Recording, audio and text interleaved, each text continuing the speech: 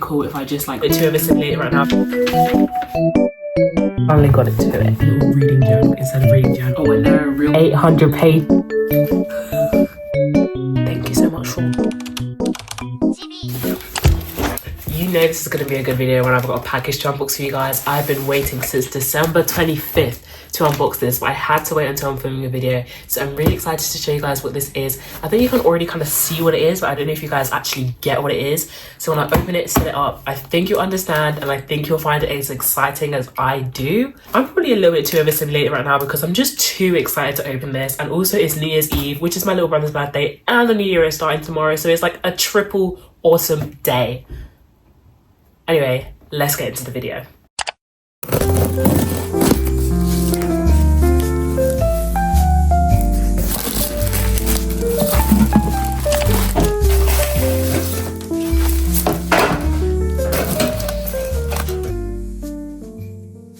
If you guys do not figure out what this package is, it is my very own TBR card.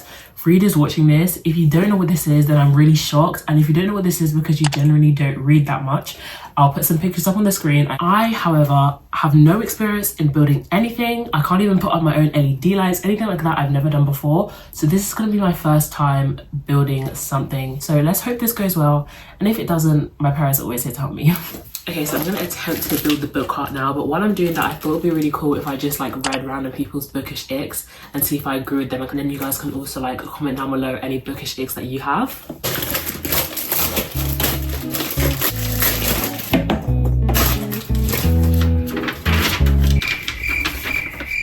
Okay, so unfortunately it's just a pig. I don't really get why they have to just put pictures in the instructions without any text. It's not very helpful, is it?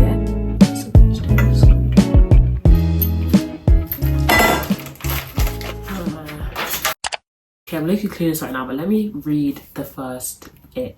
When it has the unpeelable sticker that says now on Netflix or now a motion picture film, that actually puts me off. It's on my Shadow and Bone book and I just can't take it off. Like, I don't care if it's now a Netflix show, especially if the book cover has been changed to the Netflix show cover or the Netflix movie cover. That's just like a no. Or when there are real people on front covers of books. Okay, I actually agree with that one. That one's a bit annoying. Some of these are actually so funny. The unnecessary long and weird names of everything and everyone. No, I have to agree with that one. Like, why is it that your name has to be 7 to 12 letters that nobody has heard of before? And then you don't even know how you're supposed to say it out loud if you're reading out loud. Okay, this one is so real, but growling. Like, that's not a sound that real people make. If someone's angry, they don't growl. Long chapters. That's true. Flowery writing. That can get annoying at times because like we don't need an excessive adjective all the time. It just gets a bit annoying. It gets a bit much. And the love interest sings / plays music.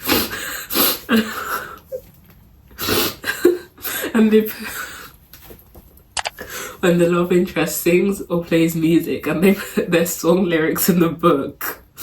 That's actually so annoying when that happens though. That's actually seriously annoying. This next one is actually so funny. Teenage girls falling for a mortal 500+ year old love interest. That is actually targeted. That's targeted to Twilight. It's literally describing Twilight. Oh, and this final person just wrote rich people. That's a bit vague. I think it's really cool when it's like rich high life in books. I think that's really interesting. But anyway, this whole time I haven't actually set up the book cart, so I don't really know what to do. I think I might need some help, and I didn't know that I would need a screwdriver for this. It's kind of looking like I do. I'm lost. I'm gonna have to come back later when this is built. Bye guys.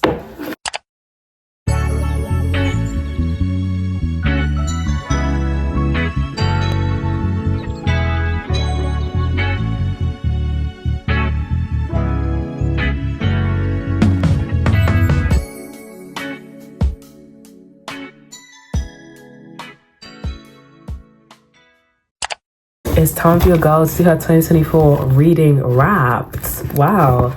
I surprisingly only read 18 books this year. And I think the reason for this is because this year was the year where I became a reader, but I still wasn't consistent with it and I didn't really set many goals. So yeah, I think that's the main reason for it. But I'm just going to go back to my reading log and see what my top reads were for this year. My first 5-star read of the year was Twilight.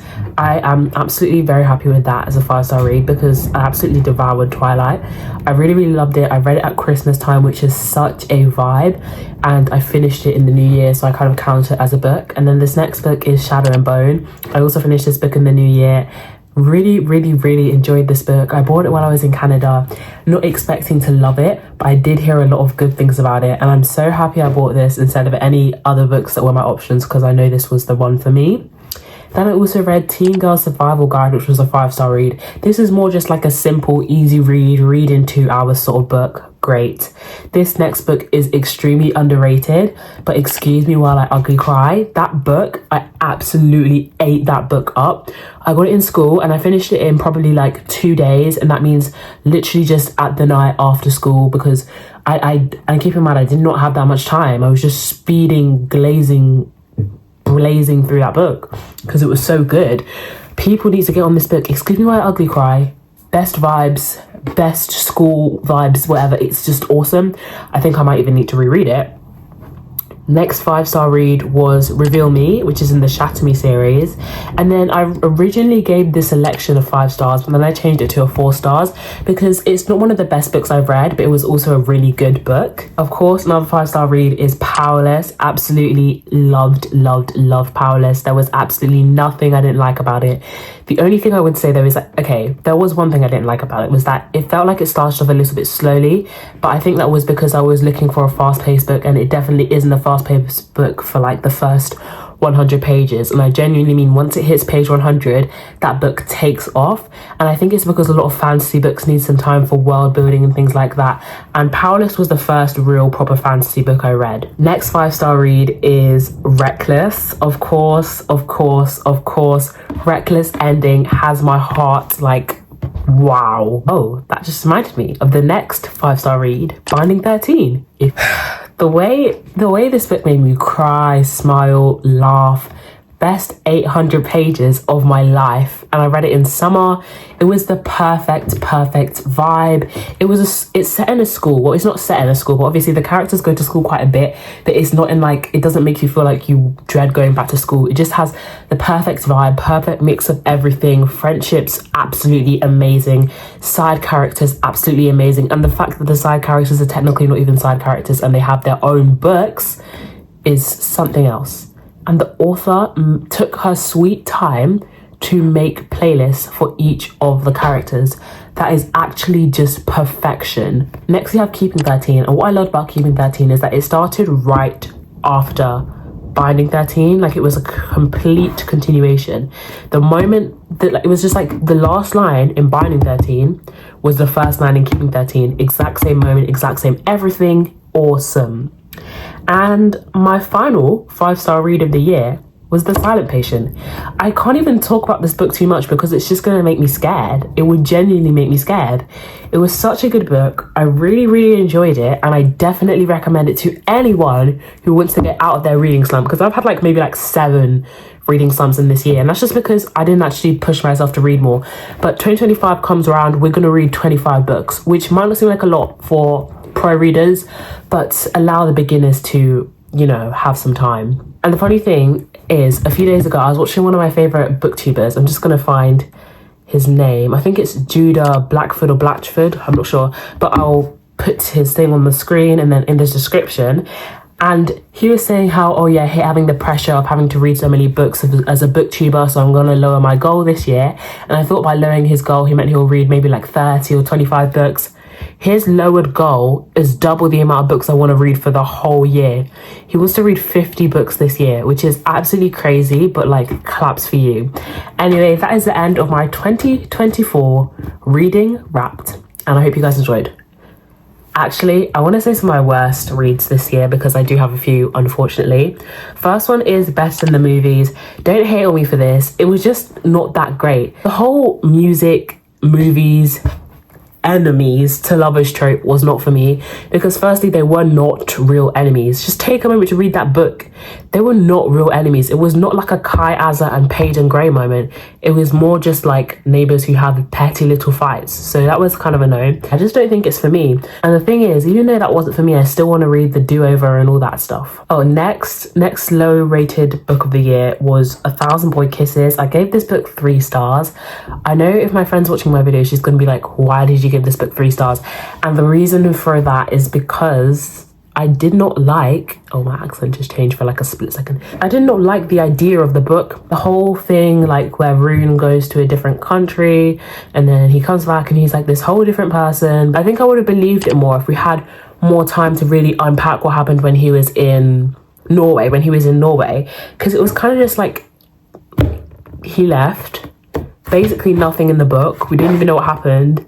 Then it skipped forward 2 years later. We just skipped 2 years and then they saw each other again. And then it was a really quick explosion of everything. So once she told him why she was not talking to him, they already were just back in love again. It was not really as much hardship as there needed to be. And then at the very end of the book, I'm sorry, but it was really just not that great. Like, I didn't feel an emotional connection. I don't even like hating on people's books as well, because it must have taken so much time to write that book. The whole walking on the grass line and the grass felt more real because you were there, actually. I'm sorry, but no. Just no. I have my little reading journal, which I think I want to do an entry in today, but I don't know if we have any printer ink. This is the first front page. And then I accidentally wrote reading log instead of reading journal, which is a bit annoying, but that's fine. Then we have the place where I can actually write down the books that I've read. I know it looks a bit messy, but like it was kind of like the vibe. Like, it's not too neat, not too messy, if you get what I'm saying. Yeah, I'll see you guys in a little bit. I've got a few things to do and I'll come back to you later. It's absolutely crazy of me, but I'm ending this video less than 10 minutes before the new year. So guys, happy new year. Thank you so much for watching and I will see you in the next one.